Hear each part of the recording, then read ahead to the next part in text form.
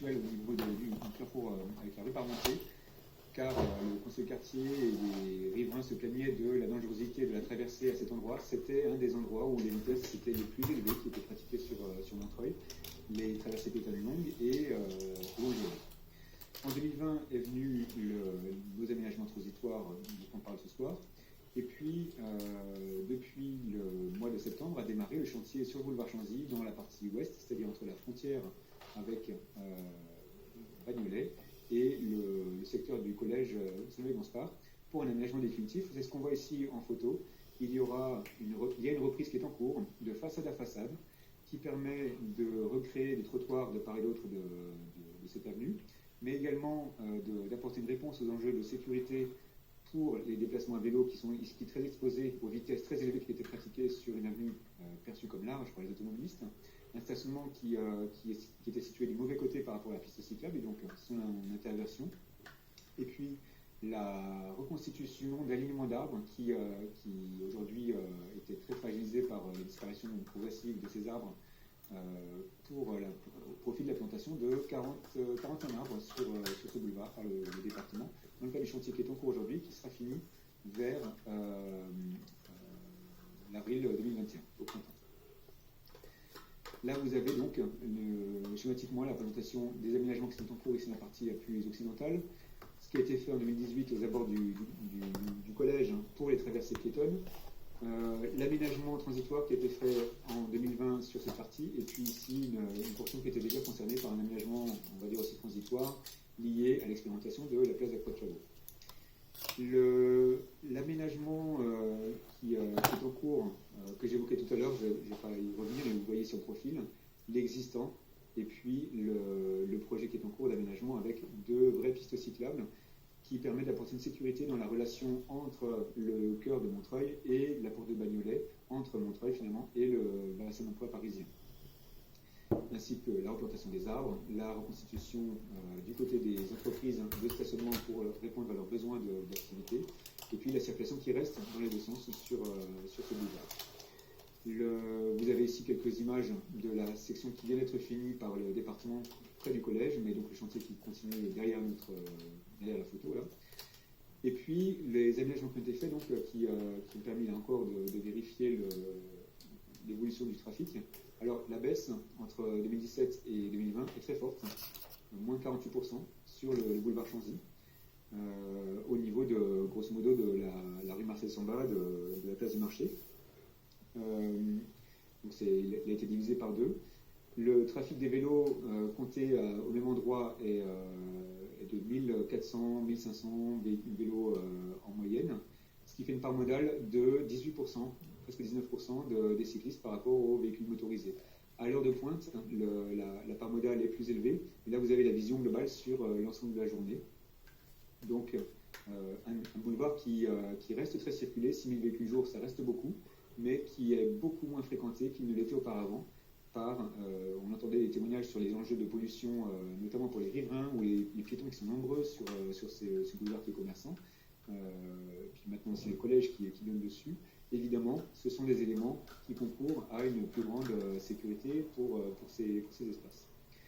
Le parcours de bus a connu, lui, des impacts, notamment qui sont poursuivis, notamment cet automne, avec le feu qui... comment on appelle ça? Pardon, je perds mes mots, mais c'est donc un feu de chantier qui ne permet qu'un alternat sur la traversée de la zone de chantier qui, évidemment, mécaniquement, implique un temps de parcours plus élevé pour le bus. L'aménagement transitoire sur le boulevard a consisté dans une partie qui se trouve entre la rue Parmentier et la rue Les Préaux en 2 bandes cyclables. On voit ici de ce côté-là et de ce côté-là. La circulation est à double sens. Et puis les vélos sont de part et d'autre sur des bandes cyclables dans la continuité de ce qui existait déjà dans l'aménagement précédent sur le boulevard Chanzy jusqu'à la frontière de Bagnolet. Par contre, au niveau du carrefour et des Préaux, jusqu'à la place du marché et donc jusqu'à la Croix de Chabot, la piste cyclable devient une bidirectionnelle côté nord et la circulation, elle se trouve sur le côté sud. On voit ici le quai de bus qui a été déplacé pour les besoins notamment de génération et de fonctionnement des espaces.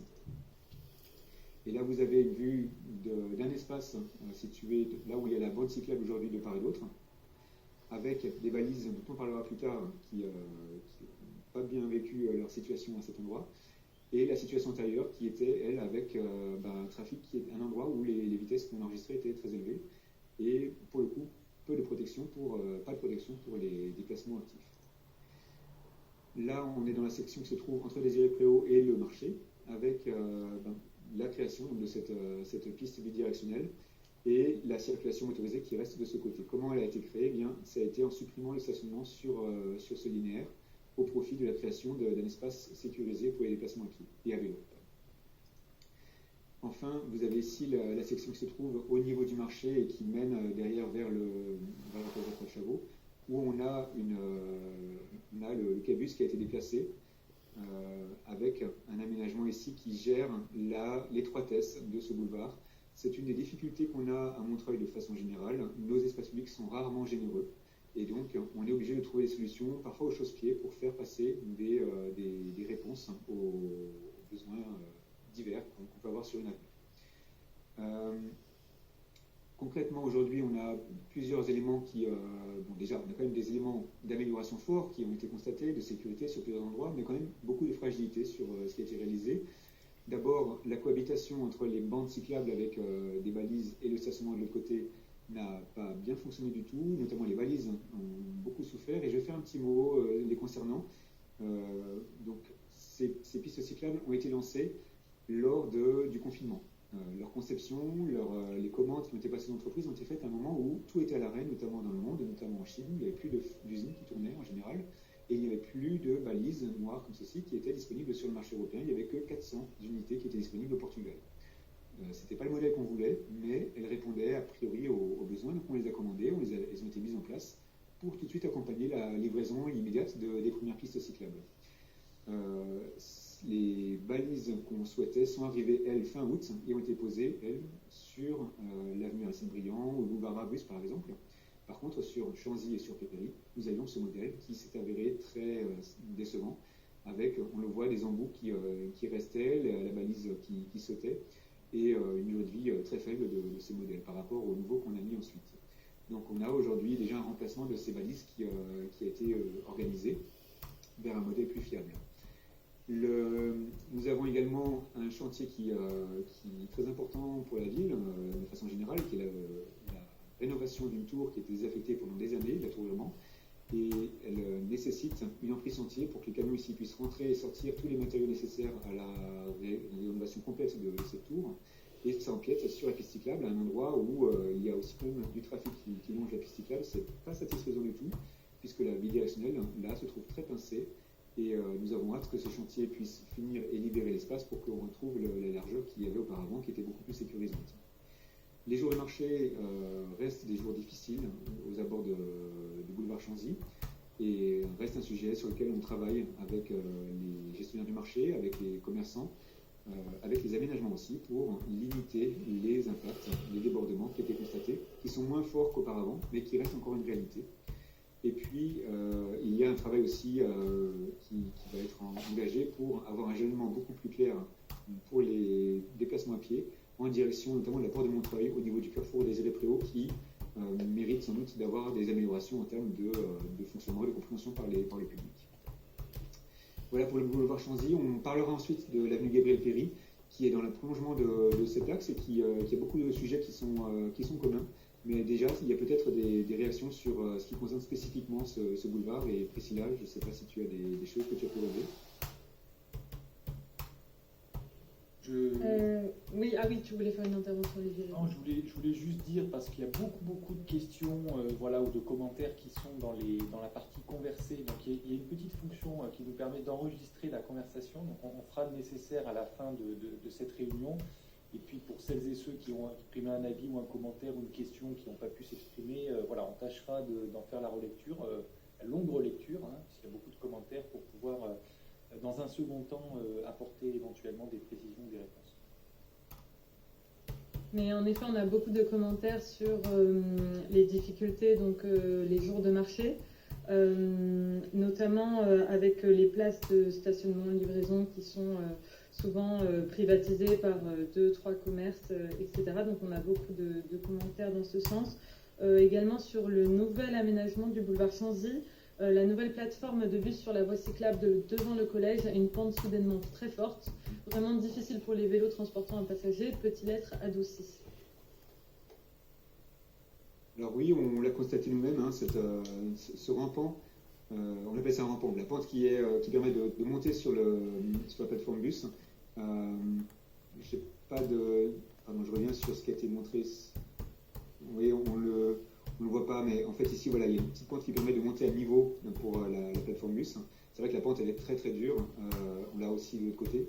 Et nous avons fait ce retour dès qu'on l'a constaté au département, qui a corrigé le tir pour les nouveaux cabus qui vont être faits un peu plus haut près de Bagnolet, et puis qui derrière va essayer d'apporter des améliorations sur ce qui a été fait ici. C'est vrai que c'est très inconfortable. Donc voilà, on espère que le département pourra corriger le tir le plus vite possible. Et j'ai dû rater d'autres sujets, pardon. Non, c'était la question sur les jours de marché, mais du coup tu as bien expliqué pendant ton intervention. On va peut-être donner la main à Diana de l'association Fruits Défendus, donc qui avait déjà demandé à prendre la parole. Donc j'active votre son. Bonjour. Bonsoir. Bonsoir. Oui, j'avais déjà demandé la parole, donc je ne réponds pas directement à ce que vous venez de présenter, Boulevard Chanzy. Donc merci pour la réunion, c'est très intéressant et merci de nous permettre de participer. Il est évident que les pistes cyclables, ça fait partie de la ville de demain. Moi, ça fait pas très longtemps que je suis à Montreuil et je trouve que la circulation automobile est assez choquante. Moi, je suis dans un quartier où c'est course automobile, dérapage, et je pense que les pistes cyclables participent à l'apaisement de la ville. Moi, je circule pas à vélo, je circule à pied et les trottoirs sont inutilisables. Les piétons marchent sur les chaussées, pas sur les trottoirs, parce que les voitures sont garées sur les trottoirs. Mais je pensais acheter un vélo. Ça fait déjà un moment que j'ai envie de prendre un vélo électrique, parce que moi j'habite en haut de la colline, je n'arrive pas à monter, il me faut un vélo électrique. Et ma question c'est, est-ce que vous avez pensé à la sécurité? Parce que moi j'avais abandonné, à la sécurité je veux dire au vol, parce que j'avais abandonné l'usage du vélo il y a quelques années suite à des vols répétés, hein. Et j'ai acheté un vélo et puis on me l'a volé. Donc ici, j'ai vu qu'on a installé des espèces de grands box pour ranger les vélos, mais qui sont payants. J'étais je trouvais un peu gênant que ça soit payant de sécuriser ces vélos. Et on n'a pas d'arceau vélo dans l'espace public. Donc je trouve que les pistes cyclables, c'est super, hein. Merci beaucoup pour tous les aménagements. Mais je trouve que pouvoir attacher son vélo en sécurité, c'est tout aussi important pour encourager l'utilisation du vélo. Merci. Merci beaucoup, Madame, pour votre intervention. Et je ne peux que être d'accord avec ce que vous venez de dire quand on sait combien la question du vol des vélos est un frein à la pratique. On peut facilement l'imaginer quand on se fait voler une fois ou parfois 2 fois son vélo. Voilà, ça entrave nécessairement la pratique du vélo. Donc on est bien conscient de ça. Et pour ce qui est du stationnement sécurisé, si on met d'abord d'un côté les arceaux, on voit qu'il y a une très forte demande actuelle donc, qui témoigne de ce phénomène et de l'équipement des montres de voies de plus en plus nombreux vers le vélo, puisque on est quasiment aujourd'hui en train de doubler le rythme d'installation des arceaux, mais on pourra peut-être préciser ces éléments-là. Et aux abords des écoles en particulier, les demandes sont très nombreuses. Sur l'installation des arceaux, il en manque, donc il y a un travail qui doit être continu pour installer aux abords des commerces, des équipements ou des endroits où il en manque encore aujourd'hui de nouveaux arceaux. Quant au stationnement sécurisé, aujourd'hui il y a 2 types de stationnement, un stationnement à proximité des transports en commun, par exemple c'est ce qu'on appelle le stationnement Véligo, qui permet de favoriser l'intermodalité lorsqu'on s'approche du métro on vient de son domicile, on peut laisser son vélo proche du métro, prendre les transports en commun et ensuite le retrouver le soir. Donc évidemment, la question du stationnement sécurisé, elle est très importante pour favoriser l'intermodalité. Et j'en ai parlé un peu en début de réunion, mais on a installé aussi des vélo-box sur la voie publique pour les personnes qui n'ont pas dans leur domicile des solutions de stationnement sécurisées. On est en train de travailler, et on aura peut-être une réflexion aussi sur les tarifs, à augmenter cette capacité de stationnement. Et une réflexion doit avoir lieu en particulier pour les vélos cargo, puisque les vélos cargo, on le sait, sont dimensionnés, sont beaucoup plus grands que les vélos assistance électrique normaux et ne rentrent pas forcément dans nos vélo-box. Voilà, mais sur tous ces sujets, je partage votre avis et c'est un enjeu principal. Sachez qu'on est bien conscient de cela et qu'on y travaille activement. Et je propose d'ailleurs sur les questions de stationnement que Priscilla nous donne des détails sur puisque c'est Priscilla qui pilote ces questions, sur le rythme d'arceaux qui sont posés notamment et les demandes qu'on reçoit. Alors du coup, pour le stationnement, on est environ à une pause de 300 arceaux par an. On reçoit énormément de demandes via la plateforme Sésame que vous pouvez trouver sur le site de Montreuil. Et notamment dans les commentaires, on a beaucoup de demandes de stationnement autour de la place du marché. Donc c'est également des demandes qu'on reçoit en nombre. Et on vient d'en poser donc 10 places à côté du bar du marché. Donc c'est une première chose. Également, on a identifié la rue Marcel Samba pour continuer de poser des arceaux. Et en tout cas, n'hésitez pas, si vous avez d'autres demandes, à nous les faire parvenir donc, via la plateforme Sésame. Merci. Et puis, garde la parole pour me dire s'il y a d'autres questions ou des intervenants. Oui, alors il y a Marc Marais qui souhaite prendre la main. Je vous donne la parole.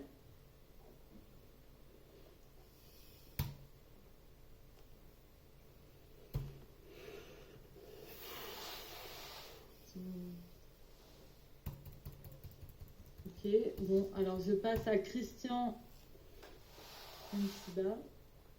Et après, on aura Xavier qui s'était désinscrit, mais je crois qu'il souhaite finalement, malgré tout, prendre la parole. Bonsoir, vous m'entendez? Oui, très bien. Parfait. Je dois tout d'abord vous féliciter, c'est vrai, par rapport aux efforts que vous avez effectués, notamment pour boulevard Chanzy. Il est vrai, il faut le reconnaître, que la circulation est beaucoup plus apaisée, beaucoup plus fluide, autant pour les piétons, car en fait, cette opportunité a permis la réfection des trottoirs qui étaient impraticables sur le boulevard Chanzy. Je parle bien au niveau de la croix de Chavaux. Un peu plus loin, en menant jusqu'au nouveau collège.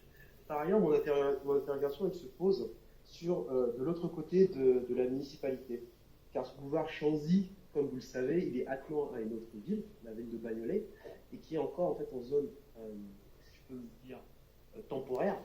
Et c'est de connaître un petit peu quelles sont les discussions que vous avez avec cette municipalité de manière à uniformiser les travaux que vous faites sur la ville de Montreuil et sur Bagnolet.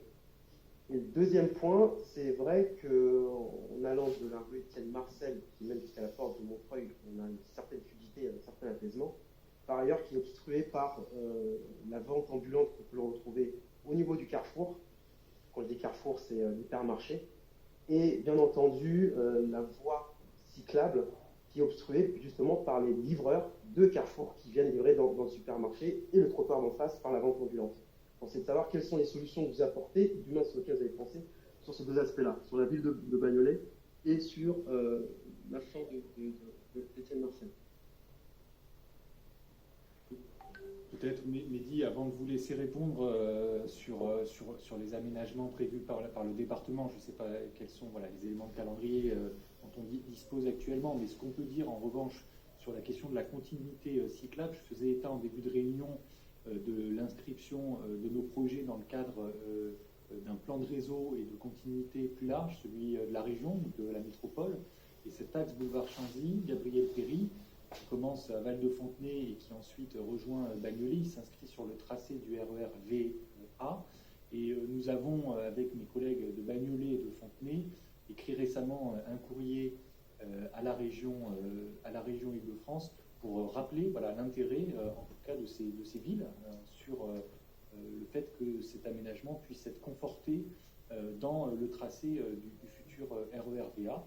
Et donc, sur ces sujets-là, je pense qu'il y a une bonne entente, un bon travail collégial avec les villes qui chacune comprennent l'intérêt de pouvoir inscrire ces aménagements dans un cadre qui dépasse les frontières de leur propre ville pour permettre la continuité cyclable.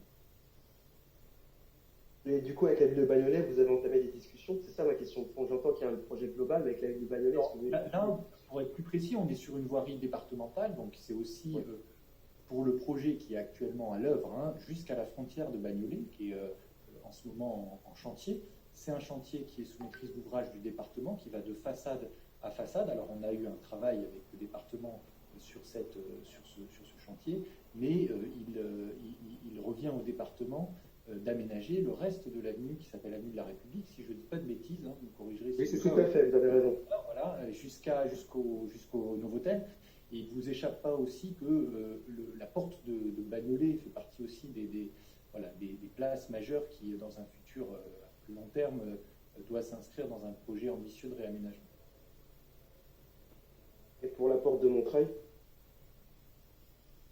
Alors pour la porte de Montreuil, je crois qu'on y est venu un petit peu, mais peut-être de manière plus rapide en début de présentation. Donc là, on est sur la commune de Paris.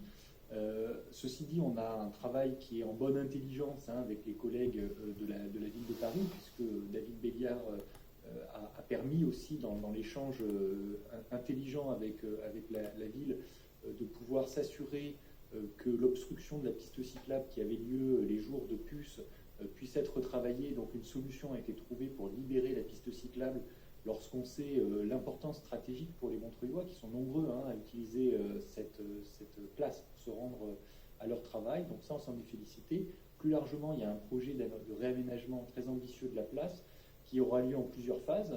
La dernière phase sera probablement aux alentours de 2024-2025, mais si je ne dis pas de bêtises, dès 2022-2023, première phase de construction foncière aura lieu sur cette place. Viendra ensuite la réimplantation des puces de Montreuil.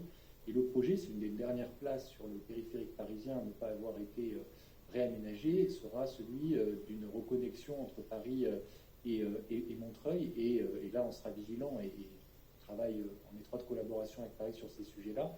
Évidemment, la place de la piste cyclable, de la continuité cyclable, elle sera importante et on y veillera beaucoup.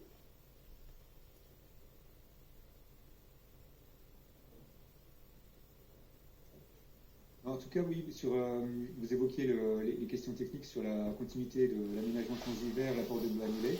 C'est un sujet que le département a fixé comme une de ses priorités et Bagnolet, à notre connaissance, c'est effectivement mis en rapport avec le département pour étudier des solutions qui seront a priori le prolongement de ce qui est en cours de chantier aujourd'hui entre le collège et la frontière de Bagnolet. Oui, parce que ça mettrait une ville, en fait, une avenue en deux phases. Une avenue qui serait complètement uniformisée, complètement standardisée, pas du tout de l'autre, en fait. C'est ce qui se passe aujourd'hui. Le linéaire est très long, donc de toute façon, on ne peut pas avoir une transformation d'un seul coup de tout cet axe, et ça fait partie de nos frustrations à tous. On doit assumer d'avoir les transformations qui se font par étapes, mais au moins elles vont dans la bonne direction. Priscilla, est-ce qu'on... On a une dernière demande d'intervention par Xavier. Il faut mettre le micro. Bonsoir, vous m'entendez? Très bien, oui. Bonsoir. Bonsoir. Moi, c'était vraiment sur Chanzy, en fait, Chanzy et Croix-de-Chavaux. Je suis très intéressé par la circulation nord-sud, qui va de l'avenue de la Résistance à rue de Vincennes. Donc là, niveau feu, c'est un peu compliqué de traverser. En fait, il n'y a aucun feu favorable pour les cyclistes pour descendre. Pour monter, ça peut encore aller, quoi qu'il faut traverser l'avenue Rouget de Lille. Et puis j'ai un autre itinéraire qui me permet de remonter, c'est soit en passant par soit en passant par rue Édouard Vaillant, soit en passant par rue Beaumarchais, où il y a un passage sur l'avenue de Paris. Et quand on passe par Beaumarchais, soit on avance sur Désiré-Préau, et là il est assez difficile d'avoir un feu favorable pour rejoindre la piste cyclable. On a un temps fou à attendre à ce niveau-là. Et quand on tourne à droite, parce qu'on est autorisé au niveau de Beaumarchais sur l'avenue de Paris, la solution qui s'avère la meilleure est de passer par la place du marché, parce que Croix-de-Chavaux, c'est super compliqué de pouvoir prendre la file qui est tout à gauche pour remonter avenue de la Résistance quand on est à vélo. Parce que toutes les voitures déboulent et se foutent complètement du céder le passage. Or, à Place du Marché, il s'avère qu'on arrive pratiquement à quelques mètres de la station de bus et qu'il n'y a aucun moyen de rejoindre tranquillement la piste cyclable. On a la priorité à droite, mais après on bricole pour pouvoir rejoindre la piste cyclable entre les parkings et la station de bus avec un trottoir surélevé, donc infranchissable en vélo. Donc, en quelques mots, la difficulté que vous exprimez, c'est la relation nord-sud dans ce secteur. Ouais. Et c'est vrai que c'est aujourd'hui un point faible de tous ces aménagements, puisque la Croix de Chavaux a connu un aménagement provisoire, expérimental en 2018, qui n'a pu du coup ne toucher qu'une partie de la place et n'étant pas global, il n'a pas pu apporter une réponse globale à tous les besoins. On a pu apporter une réponse meilleure dans les relations est-ouest sur cette place, mais beaucoup moins forte dans le nord-sud. Vous l'évoquez sur la liaison Résistance-Vincennes. Effectivement, aujourd'hui, c'est pas la plus sécurisée qu'il y a sur cette place. Alors c'est vrai que la situation est quand même meilleure que ce qu'il y avait avant 2018, puisqu'avant 2018, il y avait rien pour les cyclistes ou presque sur la Croix de Chavaux. Mais nous sommes impatients d'avoir une transformation complète de cette place, qui ne pourra intervenir néanmoins que dans le cadre du réaménagement définitif, qui a fait l'objet de plusieurs concertations lors du précédent mandat, et qui fera l'objet de nouvelles discussions avant démarrage pour un projet dessiné collectivement. En attendant, vous parlez d'itinéraire 10 qui passe par Vaillant, par Beaumarchais, ensuite Désiré-Préaux. Et là, il y a moins de trafic à franchir que sur la Croix de Chavaux, même si le trafic a baissé sur Croix de Chavaux, on n'est maintenant plus qu'à 22 000 véhicules jour, ça reste quand même énorme. Et c'est vrai que le carrefour avec Désiré-Préaux et Chanzy a un temps de feu, vous le dites, long. C'est parce qu'il y a 3 phases. On a une phase qui vient de Paris, une phase qui vient de Croix de Chavaux, et une phase qui permet de traverser des piétons et des cyclistes. Ce système de 3 phases génère un temps d'attente un peu plus long pour tout le monde, et il est indispensable parce qu'on se trouve dans une rotule entre une bidirectionnelle d'un côté, ce qu'on voit sur la photo ici c'est une bidirectionnelle, donc les cyclistes roulent dans les deux sens sur un côté de la voie, et ensuite la connexion avec 2 pistes ou bandes de part et d'autre de la chaussée. Et ça c'est toujours un peu plus complexe, et peut-être que l'aménagement définitif du boulevard Chanzy fera qu'on aura le même principe d'aménagement, et je pense du coup une piste de chaque côté, qui fera que les carrefours à feu seront aussi plus rapides. Tout ça, c'est à chaque fois la même réponse, c'est l'aménagement définitif qui apportera une réponse satisfaisante sur ces questions. C'est sans doute frustrant, comme pour nous, de ne pas avoir une réponse immédiate, mais on est souvent bloqué par ces périodes qui nous font avancer au fur et à mesure. Et à Place du Marché, Chanzy, on fait comment ? Donc en fait, pour la traverser, quand on remonte de Vaillant et puis qu'on veut traverser pour aller vers Samba. Quand on passe devant le Chinois. Oui, c'est ça, oui. Eh bien, on fait comme un piéton, on attend que le flux cycliste se tarisse. Le flux cycliste, mais surtout automobiliste. Ouais, il n'y a pas de passage piéton, il est plus haut le passage piéton. C'est bon, ok. Bien, je nous propose de poursuivre. On est bien dans les temps par rapport à ce qu'on s'est fixé au début. Je remercie quand même nos équipes, Mehdi, Priscilla, Sophie. Je sais que c'est rude, c'est une réunion de 4 heures. On a voulu la faire d'un bloc. On a encore 115 participants, donc je suis satisfait parce que l'heure est tardive. Mais enfin, pour permettre quand même à celles et ceux qui ont souhaité rester pour évoquer ces sujets-là, je propose sans plus tarder de commencer à en parler. Il en reste 2, il reste Gabriel Péry et la rue Marceau, et on aura terminé cette réunion bilan. Merci. Et du coup, l'avenue Gabriel Péry, donc c'est le prolongement de boulevard Chanzy, on le voit sur la carte ici, en direction de Fontenay-sous-Bois.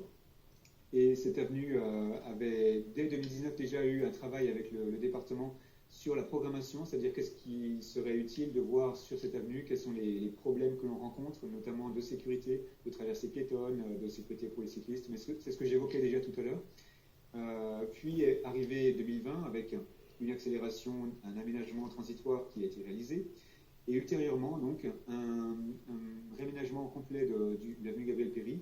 Alors il y a plusieurs projets sur Montreuil que l'on attend de la part du département. Celui-ci est prioritaire. pour une raison très, très claire, c'est qu'il y a beaucoup d'arbres qui ont connu une maladie qui s'est développée et qui a demandé à ce qu'ils soient abattus pour des raisons de sécurité pour les passants qui circulent en dessous. Et ils ont été du coup coupés là cette année. Et il faut les replanter. Mais pour les replanter, il faudra qu'on sache où les mettre. Et pour ceci, nous avons besoin de savoir quel sera le dessin de cet aménagement. Nous, ce que j'évoquais tout à l'heure, je crois que ça s'appelait M. Chatham, qui s'interrogeait sur l'avenir de Gabriel Péry. Eh bien, voilà, il va y avoir des concertations qui seront organisées, un travail avec les ingénieurs du département pour proposer des solutions d'aménagement sur cette avenue. En attendant, le diagnostic qui était fait, c'était que c'était une vraie coupure urbaine aux abords du centre-ville, qui séparait du centre-ville le quartier Solidarité Carnot. Une coupure constituée par ces 2 fois 2 voies et parfois des élargissements au niveau des carrefours qui étaient réellement dangereux dans les traversées des piétons. On avait des remontées récurrentes, régulières, notamment du conseil du quartier Solidarité Carnot, sur les problématiques qu'on rencontrait dans plusieurs endroits de l'avenue et principalement sur les traversées au niveau de la rue Condorcet et de la rue Carnot, puisque les traversées piétonnes faisaient 12 mètres et c'était pas forcément respecté par tous les conducteurs qui circulaient sur cette avenue, sachant qu'en plus les vitesses enregistrées étaient très élevées. Cette circulation élevée et bruyante était aussi peu attractive pour les modes actifs et il n'y avait pas de sécurité pour la circulation des cyclistes qui se trouvaient sur cette avenue. Enfin, les arbres étaient en mauvais état et ça s'est traduit derrière par les problématiques que j'évoquais tout à l'heure et des accidents, des arbres qui ont dû être abattus pour maladie. Et enfin, le stationnement situé entre les arbres contribue à fragiliser ces derniers. En fait, ce n'est pas un hasard si les arbres d'alignement sur nos grandes avenues ont dépéri au fur et à mesure. Il y a beaucoup de facteurs qui y contribuent. L'un d'entre eux, c'est notamment les chocs répétés qui ont pu être faits par des véhicules qui stationnaient, parfois à petite vitesse, mais des petits chocs quand même qui, au fur et à mesure, ont fragilisé le pied des arbres et permis l'introduction de maladies dans ces arbres qui ensuite en souffraient, voire en mouraient. La problématique d'accidentalité, on la retrouvait avec ce rapport qui avait été fait par le département qui couvrait la période de 2012 à 2016, donc c'est sur une période restreinte, mais qui permettait pour eux d'analyser dans le détail tous les rapports de la police nationale sur les accidents qui ont été relevés sur cette avenue. Et ils étaient nombreux et ils se concentraient en plusieurs points, on la trouve en fait sur tous les linéaires, mais ils se concentraient notamment sur quelques traversées de cette avenue. Des dépassements de vitesse aussi nombreux étaient constatés, notamment jusqu'à 100 km/h, et ça s'expliquait par la largeur de l'avenue, qui incitait certains conducteurs à rouler vite la nuit, mais pas seulement. Une vitesse de pointe à plus de 100 km/h avait été enregistrée ainsi à 13 heures en semaine. Donc ça, c'était évidemment une situation qui était réellement problématique pour cette avenue et que tout le monde en souffrait en fait.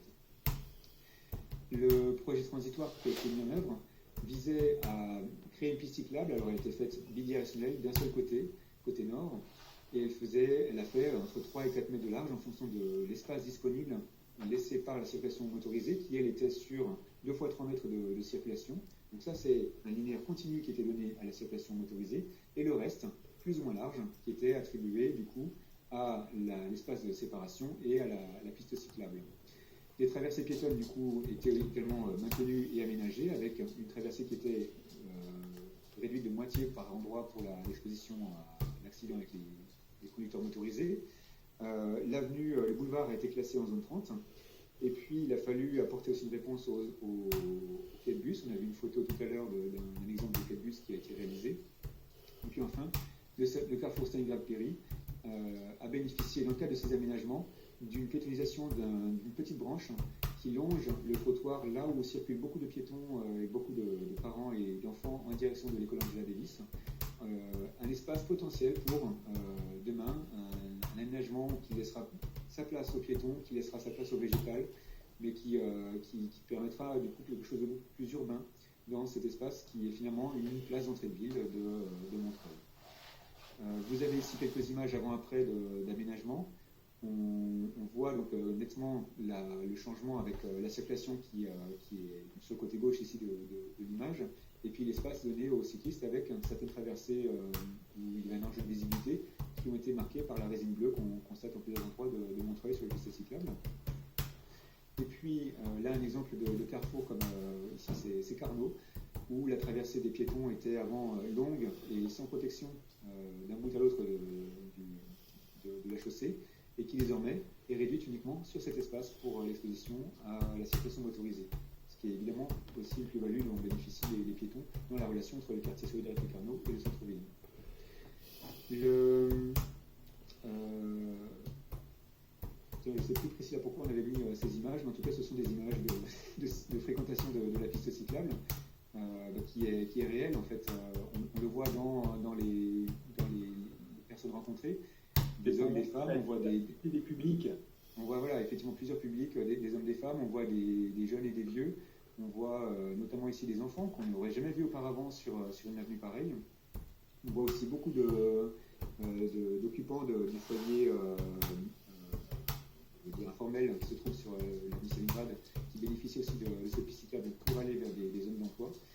Et puis là, vous avez différents éléments sur les enjeux de sécurité qui étaient évoqués aux abords de l'école Angela Davis.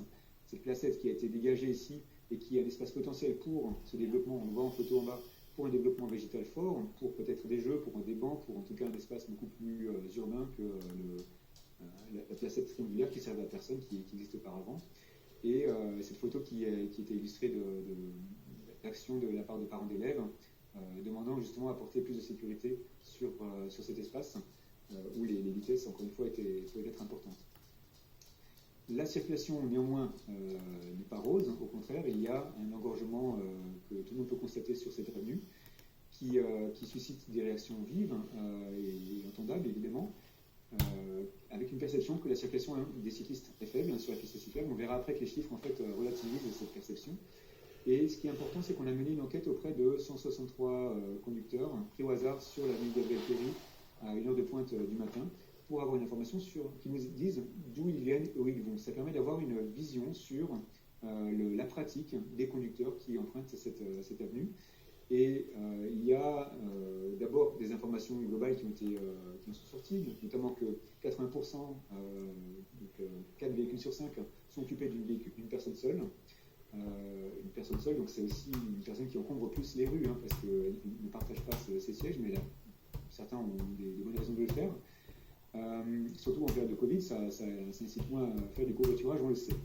Mais aussi, beaucoup passent là de façon très régulière sur cette avenue. Et il y a 3 grandes familles qui sortaient. D'abord, des personnes qui étaient en transit.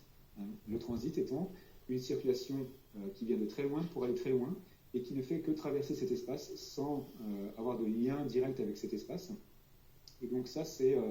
on voit ici un schéma de quelques itinéraires qui ont été retranscrits. Des personnes qui viennent souvent de banlieue est pour aller vers Paris. L'enquête ayant été faite le matin vers Paris. Donc ça explique pourquoi c'est toujours dans le même sens. Et qui ne font que passer par là, peut-être par commodité, mais en tout cas au détriment des besoins du site. Et ce sont des personnes qui pourraient très bien passer par d'autres endroits. Et puis, il y a aussi une autre famille qui est celle de déplacements très courts, qui viennent de très près et qui vont très près. Des déplacements du coup de faible distance, qui sont faits en voiture et dans certains cas qui posent question. Il y a beaucoup de situations où on ne peut pas faire autrement, où on l'entend bien, où il y a des alternatives mais qui ne sont pas encore forcément très répandues, etc. D'accord. Mais ce n'est pas forcément le cas de tous les déplacements qui ont été constatés. Et ces déplacements de courte distance ne sont pas faciles pour ces personnes parce que du coup, elles encombrent le trajet des autres, mais elles encombrent aussi leur propre trajet, donc ce n'est pas très efficace. Enfin, il y a une troisième famille qui est celle de déplacements de distances longues peut-être, mais qui sont liées à ce quartier. Des personnes qui viennent de ce quartier pour aller très loin, ou des personnes qui viennent très loin et qui ont été rencontrées à ce niveau-là, ici au niveau de l'enquête, parce qu'ils allaient un peu plus loin dans le secteur. Et là, évidemment, c'est tout à fait légitime, normal, même si le parcours est long, de retrouver ces véhicules sur le parcours. Et si on traduit ça en schéma, on voit ici l'origine, la distance de la personne qui a été enquêtée, et puis là la distance de cette destination. Et on a des personnes qui cette personne par exemple venait d'une distance de 12 km et elle se dirigeait vers une distance qui était à 8 km du point d'enquête. Donc on se trouve clairement dans un comportement de transit. Et ça représentait 8% des personnes qui étaient enquêtées. Ici, on a des personnes qui viennent de très loin, 16 km, mais pour s'arrêter quasiment sur cette avenue, donc à moins 1 km. Donc là, qui sont dans ces déplacements qu'on va dire tout à fait classiques, légitimes sur cette avenue en véhicule. Et puis on a les déplacements qui sont sur des distances beaucoup plus courtes. parfois qui font moins de 8 km, voire qui font moins de 5 km. Et là, on se trouve sur des volumes qui représentent un tiers, en tout cas pour les déplacements les plus courts, d'usage de la voiture, sur des distances où d'autres façons de se déplacer sont aussi possibles. Pas tout le temps. J'ai entendu quelqu'un qui disait qu'on ne peut pas mettre tout le monde au vélo, et personne n'a cette intention, personne n'a l'intention de faire disparaître la voiture, mais simplement, il est important de voir que d'autres façons de se déplacer que la voiture sont possibles dans certains cas, et qu'il est préférable, lorsque c'est possible, de le faire, car sinon ça provoque des encombrements. Alors, dans les personnes de transit, ce qu'on constatait, puisqu'on leur demandait à chaque fois si leur GPS était allumé, c'est que le taux d'équipement du GPS était très élevé. On a presque 80% des personnes qui font du transit qui utilisent le GPS. Et cela donne à penser que ces personnes sont très sensibles à l'information sur les encombrements des avenues.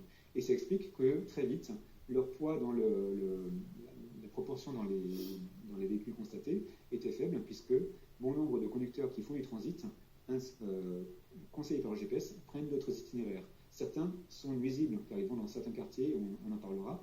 D'autres passent par beaucoup plus loin, et c'est tant mieux, du coup, ils ne gênent plus la circulation sur cette avenue. L'enjeu ici, c'est de trouver un meilleur équilibre dans les modes de déplacement. Au-delà des questions de grand transit que j'évoquais tout à l'heure, et qui finalement n'ont pas le droit de citer de façon globale sur cette avenue, sauf très ponctuellement, il y a les déplacements motorisés très locaux qui aussi peuvent se faire autrement. Pas tous, mais certains. Et plus il y en aura qui se feront à vélo, plus la circulation sera facilitée pour ceux qui n'ont pas le choix que de se déplacer en voiture. Ici, vous avez des images qui montrent les distances, les temps de distance, les distances qui sont parcourables, on va dire, accessibles à vélo, pour les trajets qui font 5 minutes, 10 minutes, un quart d'heure ou une demi-heure. Et on voit, en un quart d'heure, on peut déjà couvrir des très grandes zones. Il faut savoir que la moitié des déplacements en voiture font moins de 3 km. Et donc ces déplacements, s'ils font moins de 3 km, ils peuvent être faits autrement qu'en voiture. Pas tous, mais certains le peuvent. Et plus il y en aura, comme je le disais, plus ce sera facile pour tout le monde. Alors, l'anticipation des évolutions sur cette avenue qui a été faite était de voir quel était le nombre de véhicules heure qui passaient à l'heure de pointe. Donc on était presque à 1000 véhicules heure.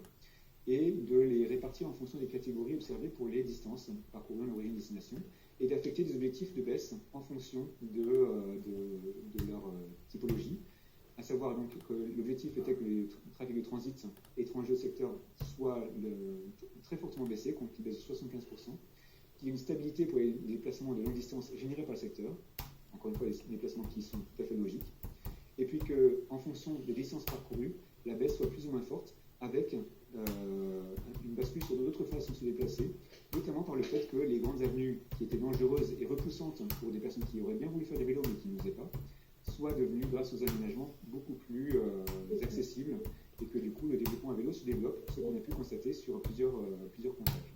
Et avec une baisse de 28% du trafic sur ces objectifs fixés, ça nous fait passer d'un trafic annuel sur l'avenue de 5,5 millions de véhicules par an, ce qui est énorme, à presque 4 millions de véhicules. Ça, c'est avec une baisse objectif de 28%. Et qu'est-ce qu'on a constaté? Le trafic a baissé de 40%. Entre les comptages antérieurs au Covid et cette année, il y a 40% de moins de véhicules. Et ça, c'est évidemment très important pour tous. Alors, ça s'explique d'une façon très simple. Il y a moins de capacité sur cette avenue. Avant, c'était une avenue qui avait 2 fois 2 voies. Aujourd'hui, il n'y a plus qu'une voie dans chaque sens. Donc c'est mécanique, il y a moins de place et donc il y a aussi moins de véhicules qui circulent. En parallèle, l'espace qui a été libéré donne la place pour les déplacements sur un vélo. Et ces déplacements, on voit culminer à 1700 véhicules, 1700 passages en moyenne de cyclistes sur le compteur de Gabriel Péry. Ça représentait une part modale de 13%, 13,5% des véhicules sur la journée. Par rapport au trafic global motorisé et vélos compris. Et à l'heure de pointe du matin, et c'est là où c'est intéressant, là où le trafic est plus concentré, on voit que les vélos représentent un déplacement sur 4 sur cette avenue. 24% était le fait de vélo. Alors on regarde aussi ce qui se dit sur les réseaux sociaux, et on voit beaucoup de gens affirmer qu'il n'y a rien et personne sur ces pistes cyclables. Nous le voyons lorsqu'on passe un peu de temps et qu'on observe, on voit des cyclistes, mais lorsqu'on a les compteurs, on a des éléments qui sont très concrets sur la réalité de ces passages. À l'heure de pointe, lorsqu'il y a 600 véhicules qui passent, il y avait 200 véhicules lors des comptages qui étaient enregistrés. 200 vélos, pardon, je répète, 600 voitures et 200 vélos constatés sur l'avenue Gabriel Péri. Et ça, c'est encourageant pour le futur. Donc, évidemment, en fonction des saisons, ça évolue, mais on voit aussi l'évolution de la Croix de Chabot. Tous ces gains qui sont faits année après année se confirment et se renforcent pour aller vers un renforcement des déplacements à vélo. Par contre, il y a eu des reports, et puis il y a eu une évaporation. Les reports, c'est des véhicules qui avant passaient sur l'avenue Gabriel Péri et qu'on retrouve après dans d'autres rues parallèles. Et ça, c'est un vrai problème.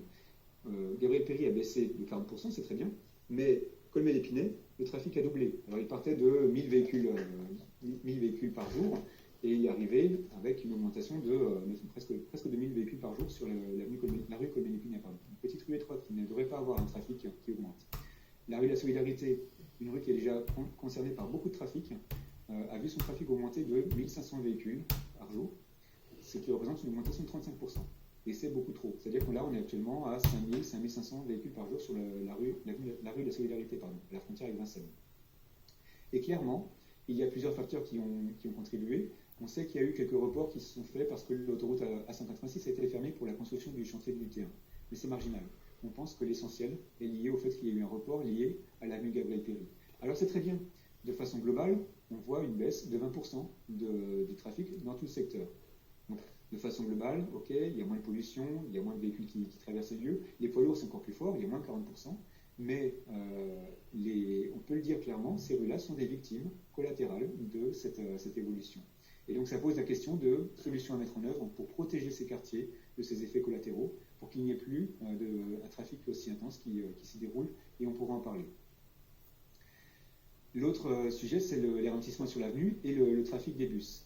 Là, le trafic, donc là encore une fois, c'est les données de la RATP, pour la ligne 127 sur le tronçon qui concerne la rue de Stalingrad et l'avenue Gabriel Péri. Et ici, donc il y a dans le sens vers Fontenay-sous-Bois, en gros, pendant l'essentiel de la journée, un ralentissement, mais qui est plutôt correct. Et par contre, en fin de journée, en milieu d'après-midi déjà, une hausse de ce temps de parcours qui est jusqu'à 3 minutes. Et c'est trop, c'est par rapport au débit qu'il y a. Lorsqu'on dit 3 minutes, ça paraît peu. Il faut savoir que ça suppose derrière une désorganisation de la ligne de bus, et donc des bus qui sont parfois se suivent, et du coup un service qui est moins efficace. Donc c'est un problème pour ces bus, et on le retrouve aussi dans l'autre sens, et là pour le coup c'est sur toute la journée, des ralentissements qui sont constatés sur Gabriel Péri, que subissent les bus. L'excès de voitures sur cette avenue et ce manque de fluidité se fait aussi au détriment des bus. Donc c'est pour ça que là aussi avec les RATP, on travaille avec eux sur cette problématique, et que l'enjeu de l'aménagement qui se fera ensuite sur l'avenue Gabriel Péri, que pilotera le département, et dans lequel la ville sera associée et les publics seront associés également, sera d'apporter une réponse aussi aux besoins du bus sur cette avenue. Là, on a, pour rappel, donc, l'évolution du trafic sur vélo sur la piste cyclable. Je ne vais pas m'apesantir dessus. On a fait un arpentage à l'initiative du conseil du quartier du Solidarité Carnot, qui voulait discuter avec nous de plusieurs sujets qui concernaient beaucoup de rues du quartier, mais aussi l'avenue Gabriel Péri. Et c'était très intéressant parce qu'il y avait beaucoup de gens qui se sont mobilisés. On n'avait pas compté, mais on devait être une bonne quarantaine de personnes qui sont venues s'exprimer en disant, ou écouter aussi ce qu'ils disaient, mais dire comment ils vivaient les choses. Certains ont dit leur attachement à ces pistes et à la sécurité qu'elles apportaient, mais d'autres aussi ont dit leur colère et leur angoisse sur les difficultés que ça provoquait. Et cet arpentage était vraiment très, très intéressant. Et il avait donné l'idée de mettre en place des arpentages de ce type pour faire le bilan de ce soir. En fait, on aurait dû être sur le terrain, comme dans cette configuration, et marcher le long des pistes cyclables plusieurs soirs dans une semaine pour passer ensemble en revue ces pistes. Mais le virus ne nous a pas permis ce type de rassemblement, d'où l'utilisation aujourd'hui de la communication en ligne. Mais on a quand même beaucoup de gens qui au moins ont pu participer à cet échange de ce soir. Les problèmes que l'on constate sur cette piste cyclable, c'est d'abord la saturation des circulations motorisées, d'accord, mais aussi des phasages de feu qui devraient être améliorés en quelques endroits, surtout au carrefour avec Rapatel, comme on l'a fait sur la place François Mitterrand, apporter le même type d'amélioration et de bouffée d'oxygène sur ce carrefour. Il y a les balises axiales qui ont été retirées sur le milieu des pistes cyclables pour permettre son entretien, mais qui du coup ont permis aussi des engouffrements de véhicules sur la piste cyclable qui n'ont rien à y faire. La cohabitation avec les places de stationnement qui ont été maintenues le long de la piste cyclable et qui soulèvent des réactions notamment de personnes qui se déplacent à vélo et qui ont peur d'accidents avec ces véhicules qui se garent.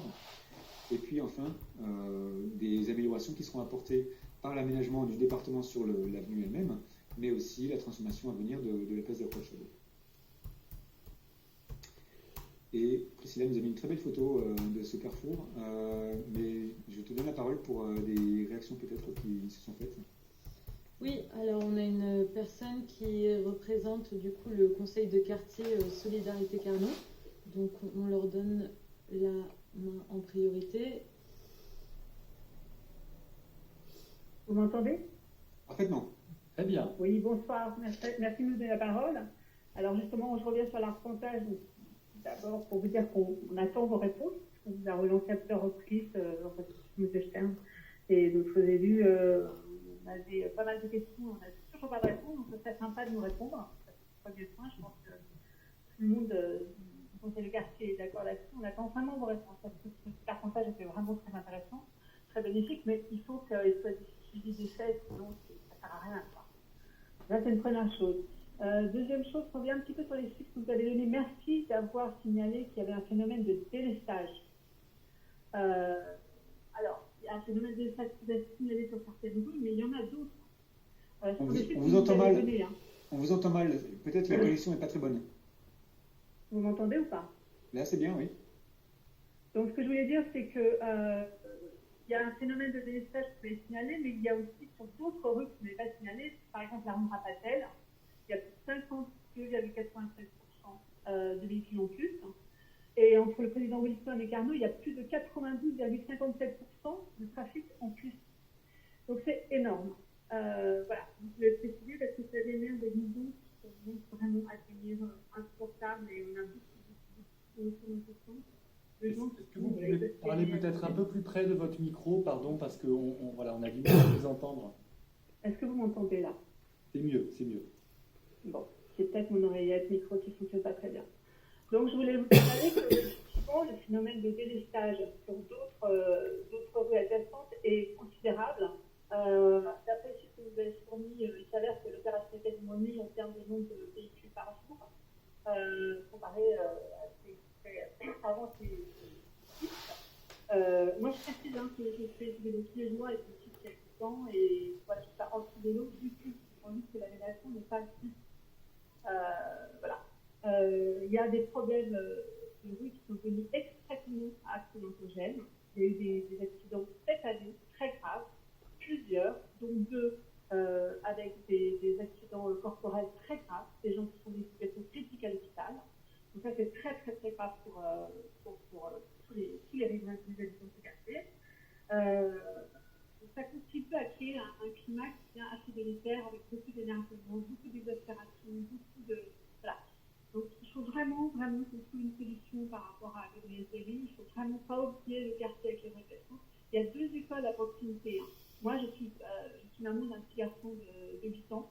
Je peux vous dire qu'à Michel, je peux vous dire que des voitures en sens interdit, je les vois tous les jours. Des camions en marche arrière, je les vois tous les jours pour éviter ce petit croisement, cette placette que vous dites inutile, qui en fait était très très utile puisqu'elle permettait aux véhicules de partir vers la mairie. Là, c'est un croisement qui sur cette petite placette. Il doit y avoir à peu près sur 50 mètres sur mètre carré, il doit y avoir 7 ou 8 flots. Voilà. Donc ça génère un embouteillage considérable. Les parents, quand ils emmènent leurs enfants à l'école, c'est une catastrophe. C'est extrêmement accidentogène. Nous, on a peur. Les voitures qui prennent les rues en sens interdit. Les enfants qui sont fait traverser n'importe comment. Donc, il y a un vrai souci. Ce carrefour-là, il n'est pas géré. Pas du tout géré. C'est pire qu'avant. Pire. Moi, je vous dis, je vois très bien d'où je suis. Je les vois, les voitures. Je les vois prendre ces routes dans le mauvais sens. Je vois les attitudes, les gens qui se... Enfin, il faut vraiment, vraiment repenser tout ça. Il faut vraiment faire une conciliation. Nous, on est prêts à s'associer avec les gens de Jean Moulin parce que c'est un quartier, je pense qu'on a une typologie qui fonctionne ensemble. pour avoir une concertation groupée avec les services techniques, les élus, les habitants. Il faut vraiment le faire pour ce quartier. C'est un quartier très sympa, très agréable, mais là, c'est devenu irrespirable. En plus, les voitures sont tous à touche-touche. Vous savez comme moi que le niveau d'efficience d'un véhicule, c'est en dessous de 50 km/h. C'est une catastrophe. C'est là où elle pollue le plus. Donc, c'est devenu pollué tout le temps. Donc, ça va pas discuter. On est très remonté et on est très inquiet surtout. Parce qu'on n'a pas le sentiment, encore une fois, on n'avait pas répondu à nos mails de relance. On n'a pas l'impression qu'on soit écouté. Donc, c'est important de nous écouter et c'est important de répondre. Voilà, nous, on est prêts à trouver des solutions avec vous. C'est un quartier où il y a beaucoup de gens qui sont extrêmement motivés, qui sont très impliqués dans la vie du quartier, qui sont très attentifs à ce que tout le monde ait sa place. Il y a plein de gens qui font du vélo. Moi, j'en fais. Il y a beaucoup de gens. Mais il ne faut pas nous laisser de côté. Ça n'est pas possible. Ça ne marchera pas. Voilà. Je suis désolée, je suis un peu en colère. Mais là, vraiment, ce n'est pas normal. Mais soyez pas désolés, et on est là pour entendre tous les témoignages, et bon, déjà pour vous dire effectivement que cet axe-là, autant il contient un certain nombre de promesses, et les images en témoignent avec des nouveaux usagers, et en même temps, si on est honnête, des difficultés qui ont été rappelées par Medi-CG, qui sont liées au trafic automobile, mais plus largement, et vous le soulignez, ça a été un sujet important de notre arpentage, des difficultés liées au report dans le quartier, à proximité des écoles pour les riverains. Moi, je m'excuse peut-être de ne pas avoir suffisamment fait de retour suite à l'arpentage. Ce qu'il faut savoir, c'est qu'on est en frontière de commune avec Vincennes, et notamment la question de la rue de la Solidarité, et de tout le plan de circulation qui ensuite va déboucher sur la rue de Solidarité. Et peut-être que ce qui a manqué, et c'est la raison pour laquelle on n'est pas revenu tout de suite vers vous, c'est qu'on a soumis un certain nombre de propositions à la ville de Vincennes, qui les a étudiées, et on est en train de finaliser un travail avec eux, avec un objectif prioritaire, c'est que les décisions qui puissent être prises prioritairement dans ce quartier, elles permettent de répondre, madame, aux problématiques que vous évoquez, c'est-à-dire celle d'avoir des trafics motorisés qui n'ont rien à faire dans le quartier. Vous évoquiez des poids lourds, ou des trafics de chintes, tout en inscrivant aussi ces modifications dans un contexte qui permet d'améliorer aussi la circulation sur Gabriel Péry. En tout cas, voilà, on était encore un petit peu en difficulté pour faire un retour, puisqu'on a étudié un certain nombre de propositions avec nos collègues de Vincennes. Là, on n'est pas loin de trouver un compromis qu'on souhaitera proposer à la population, et dont on a bon espoir qu'il puisse répondre de manière assez forte aux problématiques que vous évoquez. Peut-être que ce n'est pas l'objet de la discussion aujourd'hui, parce que ça nous emmènerait un petit peu tardivement, mais dès qu'on a des éléments, moi je suis à votre disposition avec mes équipes, avec les élus de quartier. Je sais que Vendry Jumeau également est très sensible à ces questions et très impliqué. Voilà, pour revenir vers vous et pour prendre un vrai temps d'échange pour approfondir cette discussion, sachez en tout cas qu'on partage l'essentiel des constats qui sont les vôtres, et on souhaite y apporter rapidement maintenant des réponses. Merci.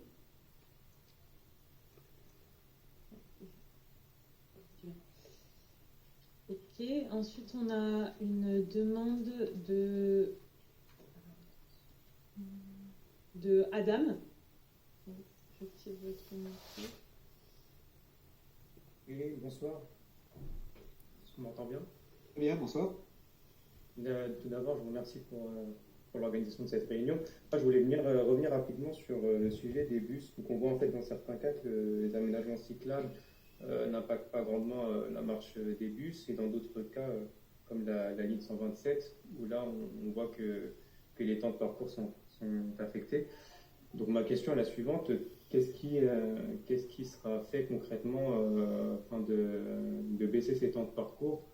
Est-ce que vous envisagez une cohabitation bus-vélo avec des voies mixtes, comme on peut en voir ailleurs dans le département? Je vous remercie. Dans l'immédiat, il faut savoir que faire circuler des bus dans des pistes cyclables, et souvent derrière aussi les taxis qui s'engouffrent dans la brèche, c'est mettre en péril la volonté de rassurer ceux qui ont peur aujourd'hui de se déplacer à vélo, car se déplacer avec un véhicule de cette envergure, quand on a peur d'être au milieu des véhicules motorisés, ça peut être repoussant. Mais il y a des cas où il n'y a pas trop de solutions et on a vu effectivement des aménagements de ce type se faire. Ici, on serait quand même très contraint. J'avais évoqué tout à l'heure avec une intervention qui posait déjà cette question. Est-ce qu'on serait capable, par exemple, de faire en l'état actuel, une voie de bus pour cette avenue en réduisant la capacité de la piste cyclable? Hélas, c'est pas le cas aujourd'hui. La largeur ne permet pas d'avoir 3 voies de circulation plus la piste cyclable. On a regardé les profils, on a cherché à voir si ça pouvait s'insérer, mais aujourd'hui ça ne rentre pas comme on le souhaiterait. Donc on a vraiment ce sujet, c'est le cœur du travail qui va se faire avec le département, c'est que lorsqu'on pourra bouger les limites de la chaussée, on est très contraint aujourd'hui par la présence des caniveaux, on ne peut pas les bouger en cas d'aménagement transitoire, mais un aménagement définitif peut les bouger. Et lorsque ces caniveaux seront bougés, qu'est-ce qu'on pourra proposer comme solution pour y répondre? Merci.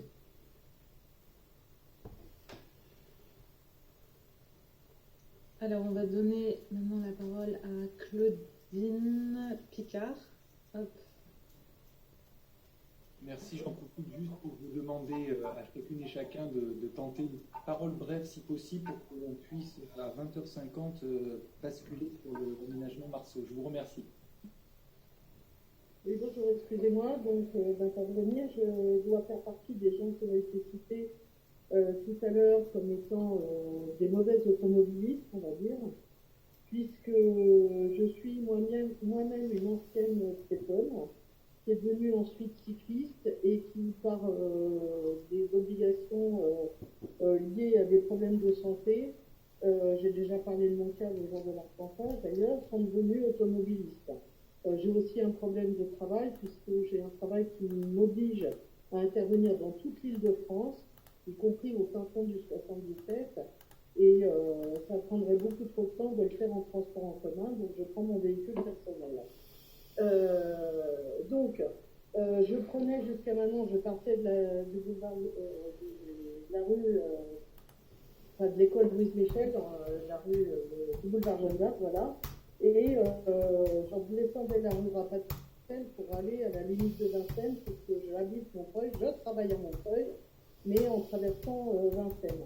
Et aujourd'hui, je me vois dans l'obligation, à cause de ce qui a été fait, alors pourquoi je suis dans l'obligation? Déjà sur la petite placette qui était très utile, et je suis d'accord avec le conseil de quartier là-dessus, parce que moi je prenais la rue de Stalingrad pour ensuite redescendre la rue Rapatel. C'est-à-dire que je refusais de couper à gauche le boulevard Gabriel-Péri et d'encombrer le boulevard Gabriel-Péri, le temps que les voitures d'en face passent, et je descendais jusqu'à traverser Vincennes pour aller à la limite de Vincennes-Saint-Mandé où je travaille, même si c'est sur mon travail. Donc on avait déjà souffert sur ce boulevard Gabriel-Péri des sens interdits qui avaient été faits dans le centre de Montreuil, qui obligeait toutes les personnes qui descendaient de Jean Moulin, en gros, de se rabattre sur Gabriel-Péri, en plus de ceux qui venaient, bien sûr, de Fontenay, qui arrivaient aussi.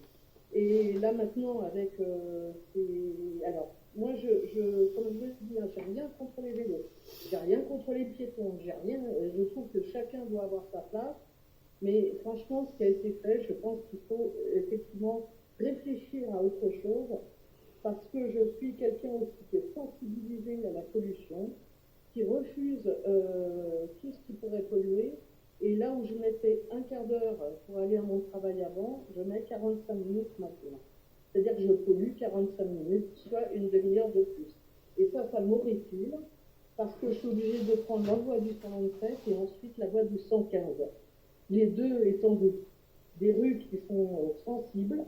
La route du 115, c'est une catastrophe, surtout ces deux bus qui se croisent, c'est une horreur. Et je trouve ça dommageable. Sur les chiffres que vous avez cités, je ne vais pas être très longue, hein. Sur les chiffres que vous avez cités, vous avez pris effectivement beaucoup de 2020. Je voudrais quand même faire remarquer, et moi je crains, je voudrais faire remarquer que ces chiffres, il y a encore des gens qui sont en travail à domicile pendant toute cette période. Et je crains que le retour à une situation normale en dehors de la crise sanitaire soit encore plus catastrophique qu'elle ne l'est aujourd'hui. Donc, je me demande, je suis prête à participer à un groupe de travail, je suis prête à réfléchir, mais mettre 45 minutes, dans le meilleur des cas, 45 minutes pour aller bosser au lieu de un quart d'heure avant, avec mon état de santé qui ne me permet plus de marcher longtemps, ou même de prendre, je prends de temps en temps les transports en commun, mais qui me permettent plus de marcher ou de prendre le vélo, c'est pas jouable, c'est pas possible. Il faut vraiment réfléchir autrement. Je voudrais juste faire une petite remarque par rapport à la place Carnot, à la Croix de Chavaux, pardon. Donc quand je suis automobiliste et que je vais sur le bas de Montreuil, tourner à droite pour prendre la rue de la Résistance ou pour prendre le boulevard qui mène à la porte de Bagnolet, c'est une catastrophe parce qu'on ne voit pas les vélos arriver sur la droite. Et je trouve ça dommage d'avoir fait des virages si raides qui ne permettent pas aux automobilistes de faire attention au vélo. Moi, j'ai toujours fait attention au vélo, aux piétons, voilà, aux enfants, peu importe, aux personnes âgées. Et là, aujourd'hui, quand on est automobiliste, on ne peut plus faire attention au vélo. J'ai des filles qui vont à pied, qui ont failli se faire chuter à plusieurs reprises par des automobilistes, mais aussi par des vélos, qui malheureusement souvent ne respectent pas la signalétique des feux tricolores. Et je trouve ça dommage. Je pense qu'il y a la place pour tout le monde, mais à condition que tout le monde respecte les règles. Voilà, je vous remercie de l'écoute. Merci pour ce témoignage. Moi, je note du coup donc, vous expliquez avoir vous expliquez avoir des problèmes de santé, vous expliquez avoir aussi parfois à travailler loin et donc d'avoir des longues distances à pratiquer. Et clairement, votre situation est celle d'une personne qui n'a pas le choix que de se déplacer en voiture. Et ce genre de personnes, ce sont des personnes qui sont nombreuses et qui sont tout à fait logiques dans leur voiture. Et le problème, c'est que vous, comme les autres, vous êtes gênés dans vos déplacements par des personnes qui pourraient se déplacer autrement. Tout le monde n'est pas comme vous avec un problème de santé, tout le monde n'est pas comme vous avec une longue distance à parcourir, tout le monde n'a pas forcément des charges lourdes à transporter. Il y en a, mais pas que. Et justement, l'objectif, c'est d'inciter une partie de ceux qui pourraient faire autrement à se déplacer autrement, parce que ces personnes-là, s'ils ne sont plus en voiture, faciliteront vos déplacements à vous. Et pour qu'il y ait ce changement, il faut assumer une période de transition. Et dans cette période de transition, où les situations sont un peu plus difficiles jusqu'à ce que la bascule se fasse pour tous ceux qui réalisent qu'en fait, ils pourraient se déplacer de façon plus efficace et rapide avec un autre mode de déplacement. En tout cas, je note que vous faites partie vous êtes volontaire pour discuter avec nous sur des aménagements futurs et on vous en remercie parce qu'on a besoin justement d'avoir des voix qui viennent conforter, compléter nos compréhensions des sujets pour que les projets soient les plus réussis. La difficulté que vous évoquez sur la Croix de Chavaux avec des virages un peu serrés et compagnie, elle est liée en partie au fait que, comme je le disais tout à l'heure, c'est un aménagement qui est partiel, qui ne couvre pas toute la place et qui ne permettait pas de faire tout ce que l'on voulait pour que ça fonctionne au mieux. Donc c'est vrai qu'il y a des zones qui sont un peu moyennes aujourd'hui et on attend avec impatience de pouvoir transformer l'espace le mieux possible. Mais ce qui est sûr, c'est que les virages seront plutôt serrés plutôt qu'élargis. Car un virage large, c'est un virage où certains conducteurs ont tendance à s'engager très rapidement au détriment pour le coup de la sécurité des piétons qui vont vouloir traverser ou des cyclistes. Mais ça, on en parlera lorsqu'il y aura justement ces ateliers de travail auxquels vous proposez de participer. Et c'est là, est-ce qu'il y a encore une autre intervention ? Oui, alors on va donner la parole à François Bex. Bonjour, merci d'avoir organisé cette réunion. Finalement, il y a eu un peu de réponse à mon interrogation déjà concernant le plan de circulation du bas Montreuil. Moi, je voulais dire que je traverse tous les jours le boulevard Gabriel Péri avec une poussette et c'est le jour et la nuit depuis qu'il y a eu ce nouvel aménagement.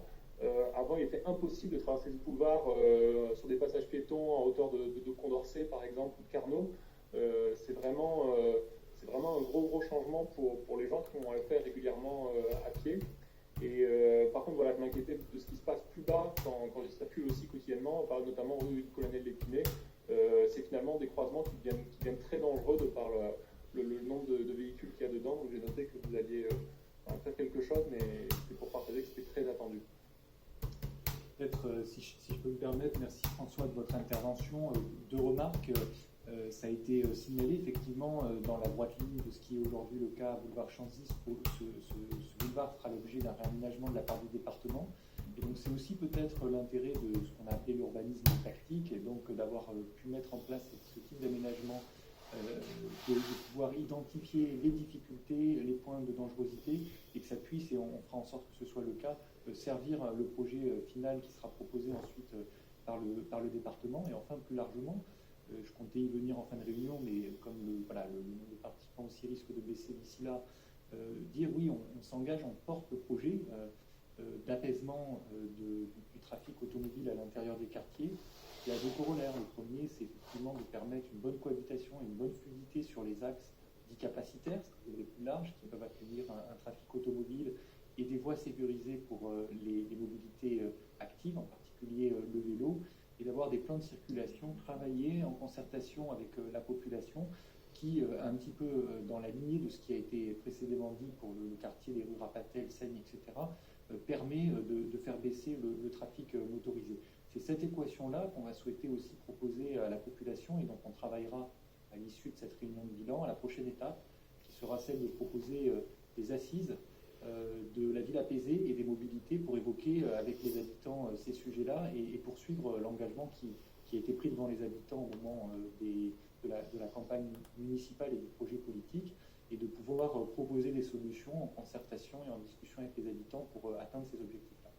Et vous êtes sur quelle échéance, en gros, sur cette objectif? Alors, évidemment, les échéances ont un peu bougé par rapport au souhait qui était le nôtre. Ce que l'on souhaiterait, mais on va faire en sorte que ce soit possible, c'est qu'avant l'été, on soit en capacité, sur ces questions-là, de pouvoir animer un certain nombre d'ateliers.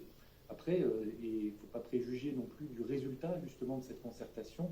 Il faudra pouvoir s'assurer de la légitimité aussi citoyenne des propositions qui seront les nôtres. Tant on sait que s'il n'y a pas un partage large des objectifs qui seront portés par la population, on va au-devant de difficultés. Donc c'est cette équation à laquelle on souhaitera résoudre. En tout cas, on est, nous, en train de préparer le travail pour qu'avant l'été, on soit en capacité d'évoquer, d'avoir des ateliers, des moments d'échange public sur ces questions-là. Et on verra aussi les conditions sanitaires. On a réussi à s'organiser sur une discussion numérique qui était plutôt de bonne tenue. On espère pouvoir quand même organiser des ateliers devant des plans avec des papiers, des crayons et en physique. Et puis on pourra aussi, sur les bons points des réunions numériques, en tirer des enseignements et proposer aussi des réunions de ce type-là. Voilà. Okay.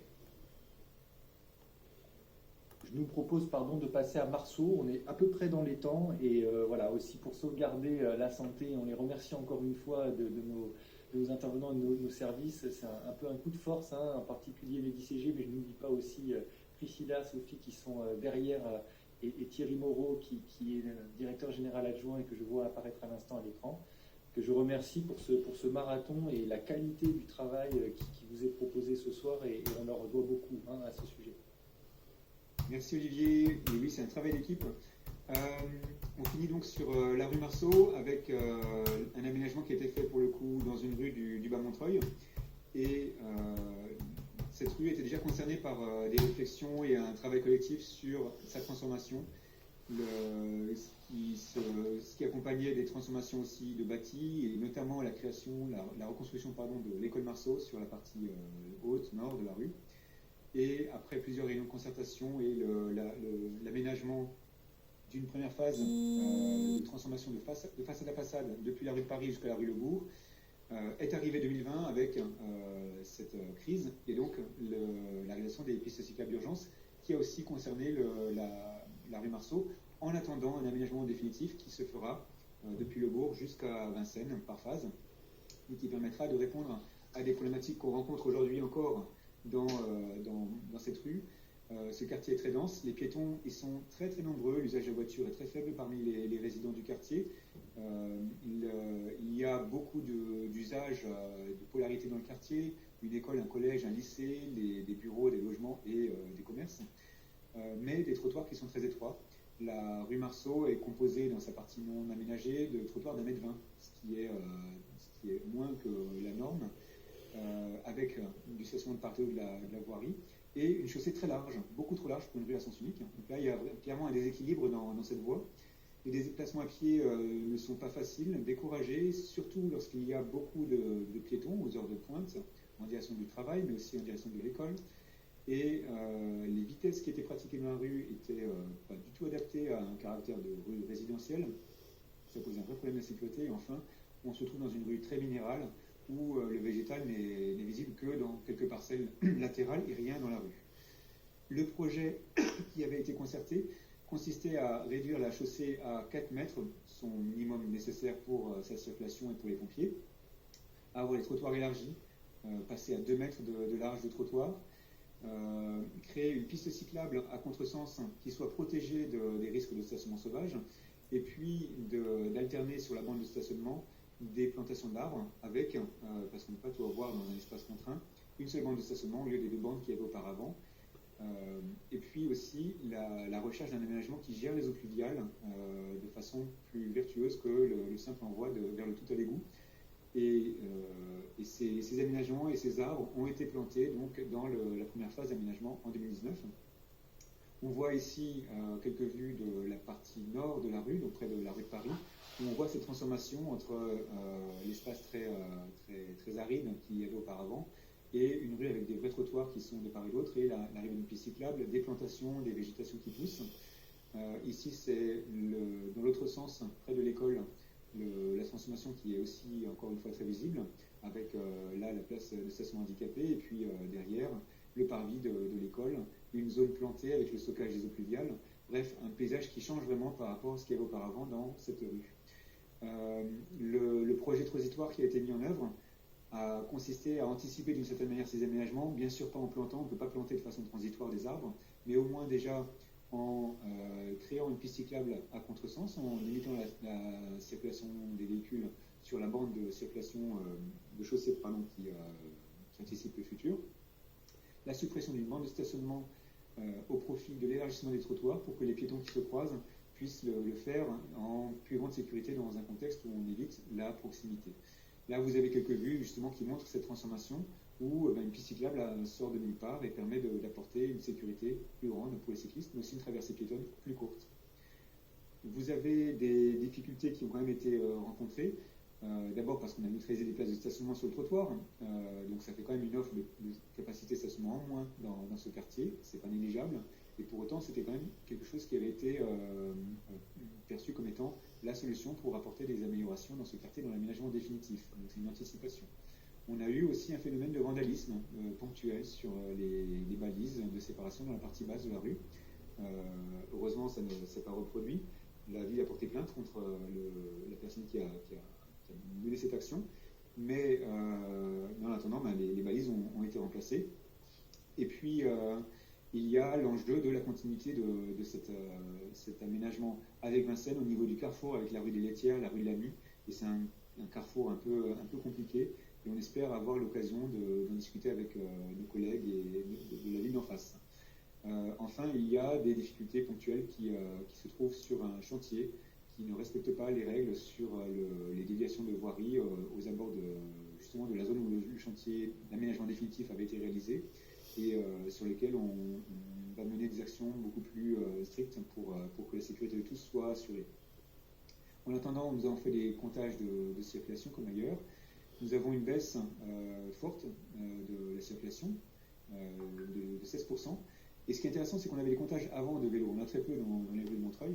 On a pu comparer 2018 avec 2020 et on voit que le trafic vélo a augmenté, a été multiplié par 5 en volume. On est passé de 100 véhicules dans les deux sens cumulés à 618 véhicules. Et ça, c'est une augmentation forte qui est assez démonstratrice de l'impact d'un aménagement sur une rue qui avant était perçue comme hostile. Et on voit en haut la part modale des vélos en 2018, qui représentait à peine 4,3% du trafic motorisé, enfin du trafic global. Et en 2020, la part des vélos représente 24%, presque 25%, presque un quart. Un déplacement sur 4 dans cette rue est désormais fait en vélo. Et ça, c'est aussi une forme de victoire pour l'évolution de cette rue dans une mobilité beaucoup plus durable. Et je finis sur là aussi une image qui illustre un peu ces changements avec le trottoir élargi, la piste cyclable et la circulation qui est maintenue dans un sens. Et Priscilla, peut-être y a-t-il des interventions? ou les questions.